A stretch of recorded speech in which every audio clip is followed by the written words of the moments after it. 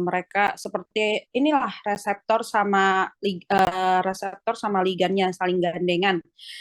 Kalau di kimia itu anion dan kation dan apa aja yang diperlukan. Nah, yang pertama udah pasti kita membuat LBS seperti praktikum yang sebelumnya alkali dan asidi. Kenapa hampir sama ya Bu? Ya sama karena metode yang dilakukan metode analisa volumetrik ya, dengan titrasi. Jadi hampir sama. Cuma nanti bedanya ada beberapa reaksi indikator yang tadi kemarin cuma cuma dikasih indikator doang. Yang kompleks nanti ada reaksi tambahan, lalu indikatornya berupa serbuk, bukan lagi cairan seperti kemarin. Untuk pembuatan LBS, yaitu kita pakai LBS-nya C dinatrium EDTA dengan konsentrasi 0,1 m. Ini yang akan membuat adalah kelompok yang piket 0,1 m molar. Jadi satuannya bukan N tapi M, mama ya. Jadi jangan sampai salah nulis satuan. Satuan di komplekso karena komplekso itu adalah kesetimbangan kimia, itu kita sebutnya molaritas. Ini yang dibuat sama kelompok piket. Lalu pembuatannya gimana Bu caranya? Seperti biasa, kalian buka kitab suci kita yang bernama Farmakope Indonesia. Di situ contekan ada semua di sana ya. Sampai kerja pun farmakope itu pasti kepake. Jadi mulai latihan buka-buka farmakopenya, cari-cari ya kelompok-kelompok yang piket. Lalu pengenjaran LBS. Jadi kelompok yang piket udah buat nih 0,1 m.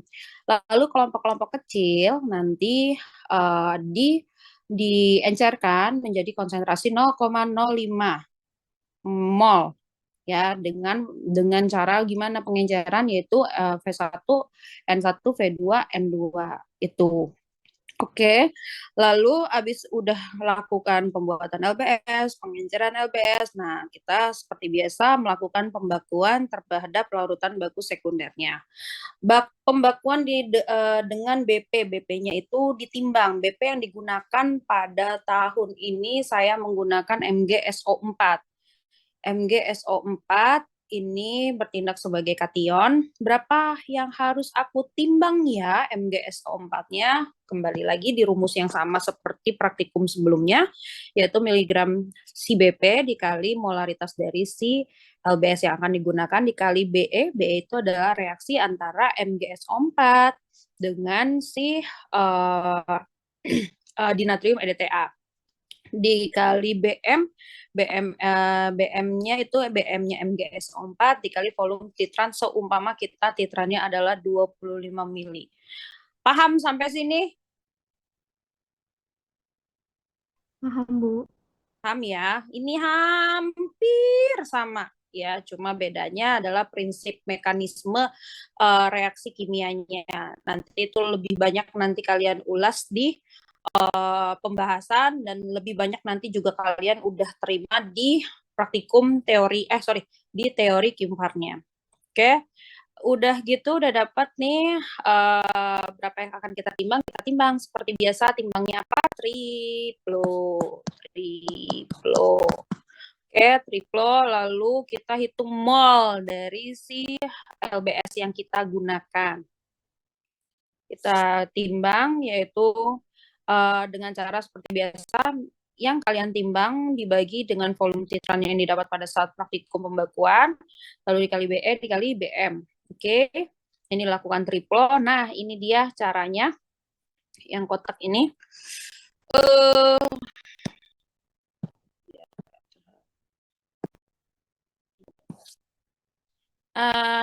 Ini caranya. Yang pasti yang ada di buret adalah dinatrium EDTA dengan konsentrasi yang tadi sudah diencerkan 0,05 molaritas. Lalu apa yang ada di dalam Erlenmeyer tentu saja itu BP yang dilarutkan dengan Aquades. Apa-apa langsung di biasanya QS tapi saya tetapin jadi 10 mili aja. Kalau MgSO4 larutnya si Aquades. Aturan saya nggak usah nulis ya Aquades biar kalian cari sendiri sebenarnya. Tapi sudahlah, oke. Lalu ditambah dapar salmiak 5 mili. lalu nanti dicek pH-nya, harus 10, harus bersifat basah. Kenapa harus bersifat basah? Itu kalian harus cari tahu teorinya. Kenapa ya harus bersifat basah pada titrasi komplekso?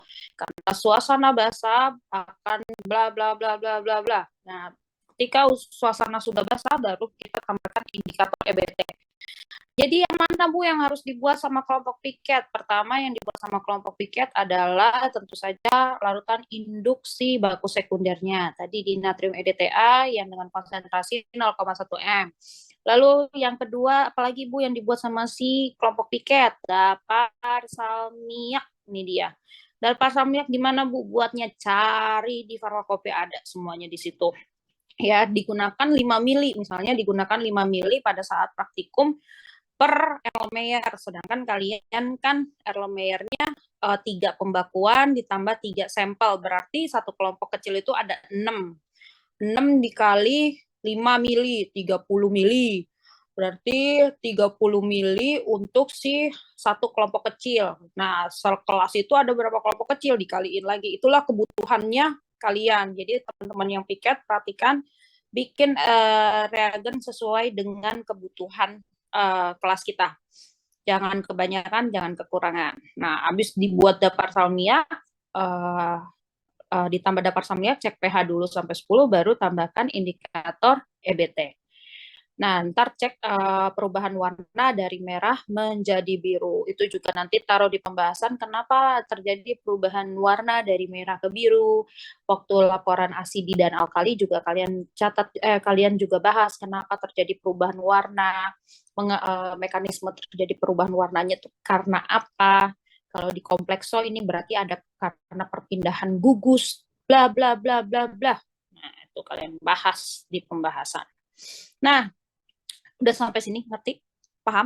Ada yang mau tambahkan? Ada yang mau ditanyakan untuk pembakuan? Ibu, saya boleh nanya yang tentang perhitungan, Bu?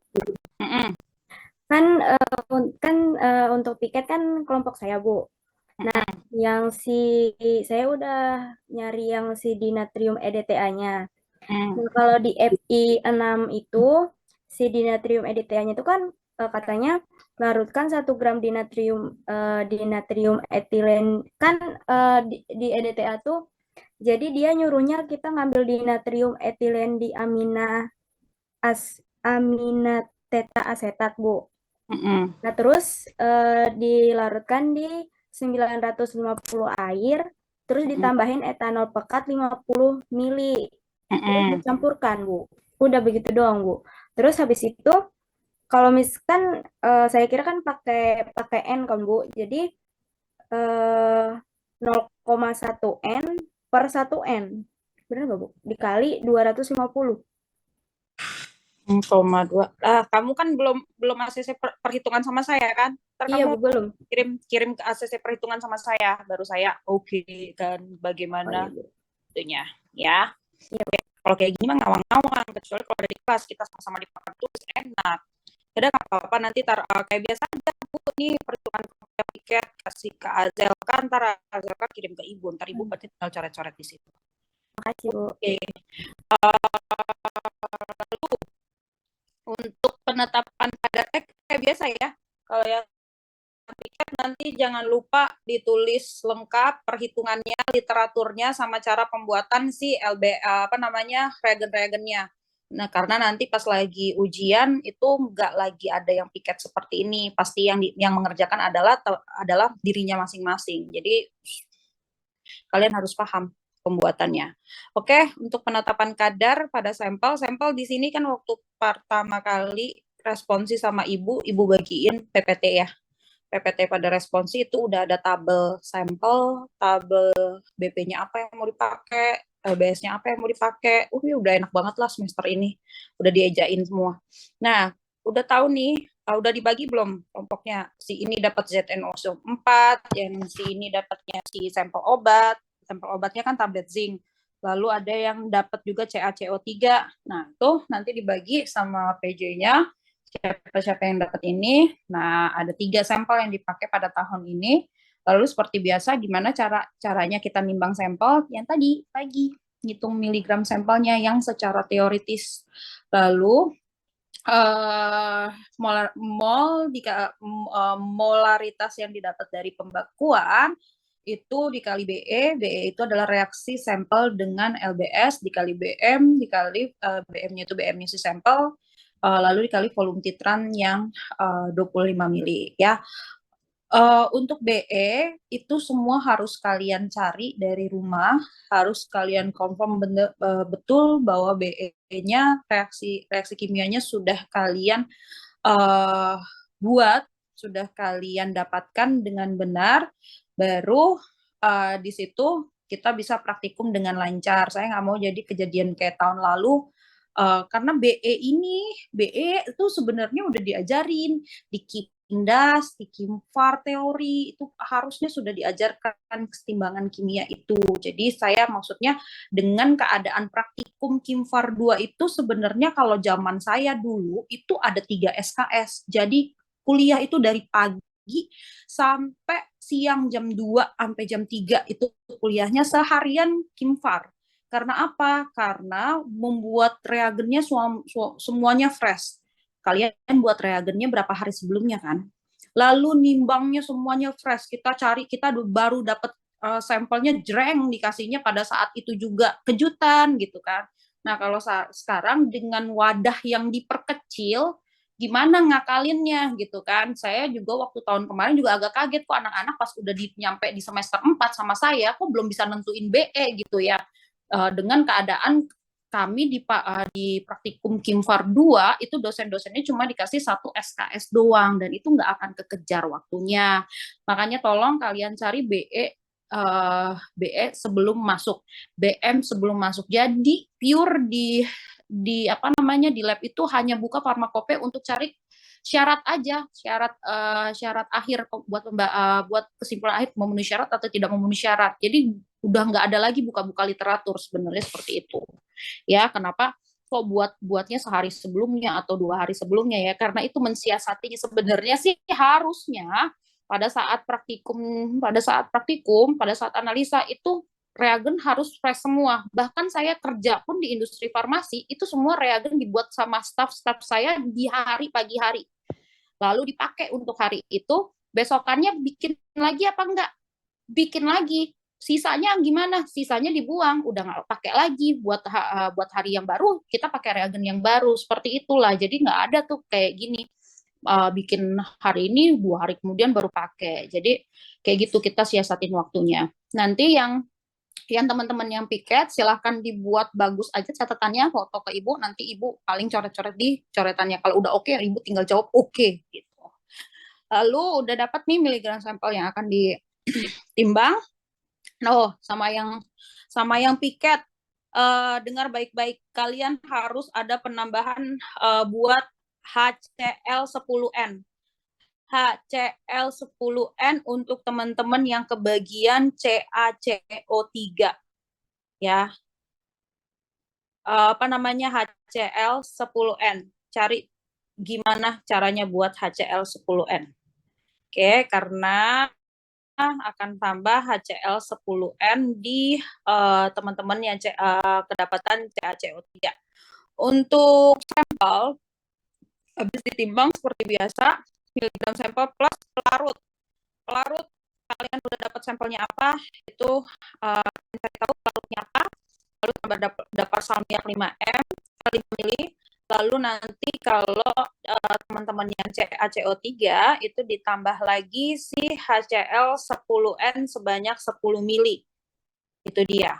Baru apa namanya cek pH, ditambah lagi cek pH udah basah, baru tambahin indikator EBT. Titrasi dari merah ke biru sama. Hitung kadarnya pun sama seperti sebelumnya. Kadar sampel yaitu miligram, itu kan udah ada di rumusnya di LK-nya kalian, di lembar kerjanya kalian, itu kan udah ada tuh rumusnya, ibu tulisin tuh. Sebenarnya udah ditulisin rumusnya tuh supaya kalian cepet aja gitu, nggak nyari-nyari buka-buka literatur lagi. Karena emang waktunya itu cuma 1 SKS, gitu sih. miligram dikali molar dikali volume titran dikali BE dikali BM. Molaritas yang dipakai itu molaritas yang didapat pada saat pembakuan, volume titran yang dipakai pada saat kalian titrasi si sampel, BE-nya ini adalah kegiatan reaksi kimia antara si sampel dengan si LBS kita di natrium EDTA dikali si BM dari si sampel. Jadi begitu tahu sampelnya apa, langsung cari tahu BE-nya berapa, BE-nya di mana, BM-nya berapa. Oke, kalau kadar persen itu adalah miligram praktikum per miligram timbangan kalian yang secara teoritis dikali 100%. Sampai sini ada yang mau ditanyakan? Udah paham? Hampir sama kan kayak yang sebelumnya ya, karena emang ini adalah analisa volumetrik. Kapan mau buat reagennya? Sabtu? Apa minggu depan? Biasanya kalau hari Kamis buat reagennya sama Ibu Hani kapan? Belum ngechat Bu Hani lagi, Bu. Oh ya udah ngechat janjian sama dia ya. Nah itu juga bagi-bagi tugas sebenarnya. Nanti yang biasanya pada saat pembuatan reagen itu diajarinnya nanti sama Bu Hani kalau nggak mau Pak Panca, karena emang udah kita sih udah janjian kan. Waktunya tuh udah nggak ada lagi untuk hari H konfirmasi tentang perhitungan pembuatan si pelarutnya, pembuatan si reagennya, ngajarin anak-anak tentang pembuatan reagennya, karena ya itu kembali lagi waktunya singkat, jadi fokus hanya pada fokus untuk praktikum. Nanti paling Bu Hani ajarin sesuai dengan kebutuhannya aja yang saya titipin ke Bu Hani. Gitu. Ada lagi yang mau ditanyakan? Nanti dikumpulkan si alkali ya, laporan alkalinya ya. Udah dikasih tahu Zelka belum mau dikumpulin laporan alkalinya hari ini paling lambat? Udah, Bu. Ya. Oke. Oke. Oh, HCl yang dibuat nanti kelompok piket HCl yang dibuat untuk teman-teman CaCO3 itu 3N bukan 10N. 3N ditambahkannya 10 mili setelah dapar salmiak. Dah, itu aja. Lalu tablet zincnya kemarin ada beberapa banyak miskom tentang sampel yang harus dibawa. Sebenarnya ibu kan udah ngomong bukan sih, sampel yang dibawa harus berwarna putih, nggak boleh berwarna-warni merah, kuning, hingga biru, hijau, itu kan nggak boleh dibawa. Karena apa? Karena di kita itu belum ada alat pemisah antara zat pewarna sama si apa namanya si zat aktif kita. Jadi belum ada alat pengekstraksi seperti itu. Kalau di kantor aku sih emang ada, cuma di kalian ini nggak ada. Jadi kenapa ibu menyarankan kalian membawa yang warna putih-putih aja, seputih salju. Jadi jangan ada lagi beli tablet yang berwarna-warni. Buka dulu tabletnya, beli dulu selembar terus buka. Oh iya bener warna putih, baru beli lagi gitu. Jadi jangan lagi yang berwarna-warni. Lalu satu kelompok itu beda pabrik, jangan ada yang sama. Kalaupun sama pabrik, anjuran keduanya adalah coba mainnya lebih jauh lagi. Apoteknya di mana kek, beli di mana kek, emang dasar males aja nyarinya kan sebenarnya kan. Lalu saran yang ketiga kalau masih belum dapat juga, ya berarti obatnya sama tapi nomor lot batch-nya tuh beda gitu. Jadi usahakan aja nih, banyak kok kalau tablet zinc sampai sama mereknya mah benar-benar keterlaluan, berarti males nyarinya. Ya, itu aja dari saya informasinya. Terus jangan beli tablet yang telanjangan, nggak punya identitas, misalnya beli ketengan, cuma dikasih plastik doang gitu. Jangan, kalaupun mau beli ketengan cuma dikasih plastik doang, minta brosurnya, saya bawa dong brosurnya, guru saya minta gitu. Ya, ada lagi yang mau ditanyakan? Hampir sama. Jadi si HCl itu nanti kita kan bikinnya yang 3N yang 10 mili ini. Itu untuk nanti kan perhitungannya berarti dikalikan sama yang kelompok CaCO3 doang kan, Bu? CaCO3, terus itu pun mereka kan cuma pakai pada saat CaCO3 doang, pada saat sampel. Satu kelompok itu 3 Erlenmeyer sampel kan. Nah, lebihin lah satu nih, misalnya gagal gitu kan. Oh, satu kelompok kecil ada 4 Erlenmeyer, berarti aku kaliin ya 10 mili kali 4 kali titrasi, itu untuk satu kelompok, terus dikaliin lagi berapa ya kelompok yang dapat si CaCO3 gitu. Oke. Oke, Bu. Terus saya mau nanya lagi, Bu. Bu, jadi kemarin itu ya untuk yang tablet sulfadiazin itu, kan kita udah nyari di, Tablet sulfadiazin. Oh, buat nitri ya? ya yang buat nitri, Bu. Jadi kita udah nyari di apotik, terus kita kemarin ke Pramuka. Nah, itu tuh nggak ada, Bu, yang sulfadiazinnya, Bu. Cuman adanya yang, apa ya kemarin itu? Sulfanilamid. Enggak, Bu. Itu juga makin gak ada, Bu, karena kan itu adanya serbuk. Nah, kemarin itu nemunya yang sulkolon, Bu. Cuman isinya warna pink. Terus itu yang generiknya, generik apa yang patennya gitu, Bu. Nah, terus si di kalau misalkan dibeli online itu harus pakai resep gitu, Bu. Nggak dijual yang kayak eceran gitu, Bu. Beli online-nya di mana? Di mana, Kanopi? Di Shopee, Bu. Cuma di situ doang, emang nggak ada lagi? Iya, Bu. Kemarin udah keliling satu ini di Pramuka, nggak ada, Bu. Tetap yang nyaraninnya yang sulkolon itu. Sama satu lagi saya lupa, Bu, namanya. Sulfadiazin yang generik. Coba. Lah ini bisa beli nih. Di Tokopedia. Recording in progress. Oh iya, lampirkan resep dokter ya. Iya, Bu. Iya. Oh, alah. Oh, gitu. Ada berapa kelompok kalian? 6 kelompok, Bu. Yang sulfadiazin tablet. Iya, Bu. Iya, Bu. Coba besok kan ibu ke ini ya, ke kampus. Kalau nggak salah ibu masih nyimpen punya kakak kelas, terus kalau beberapa masih kurang coba ibu cariin sama teman-teman ibu yang ada di apotek. Berarti sama sekali nggak dapat ya? Iya, Bu. Soalnya kita udah dari minggu kemarin. Oh, yaudah. Oke deh kalau gitu. Berarti Zelka ingetin ibu besok ya, Bu, cekin tablet sulfadiazin di kampus masih ada nggak? Kalau nggak salah di laci saya sih masih ada. Coba ya Zel, ingetin ibu tukang lupa. Banyak yang dipikirin. Oke, itu aja. Untung ngomong dari jauh hari. Nah, ibu bantu cariin ya. Oke, ada lagi? Sudah, cukup. Kalau sudah cukup, saya cukupkan pada siang hari ini.